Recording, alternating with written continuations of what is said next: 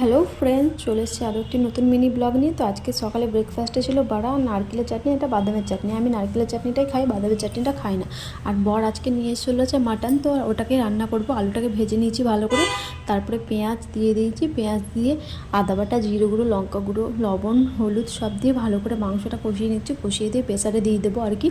আর দেখতে পাচ্ছ আমার রান্নাও হয়ে গেছে। এখানে ভাতও বেড়ে নিতে এসেছি, দুটো থালা রেডি করেছি, ভাত বাড়বো। আমার বর স্নান করে আসছে, আর আমার বর একটু শরীরটা খারাপ, তো তার জন্য একদম পাতলা করে মাংস রান্না করেছি। তো খাওয়া দাওয়া করে অনেকক্ষণ রেস্ট নিয়েছিলাম, রেস্ট নিয়ে একটু বেরিয়ে পড়েছি একটু ঘুরু করতে। সচরাচর সময় তো হয় না এরকম, ধরো কখনো দোকান ছুটি থাকলে তখনই দুজন মিলে বেরোতে পারি। আর বড় না কানেরটা খুলে গেছিলো, তার জন্য কানেরটা লাগিয়ে নিচ্ছিলো। আর এটা আমার রুমের, যেখানে আমি থাকি সেই রুমের বাইরে নিচেই পুজো হবে। এই রুমটায় আমি থাকি ওপরে, আর এখানে পুজো হবে। তো এখানে কত বড় ঠাকুর নিয়ে এসছে বাপ্পাকে।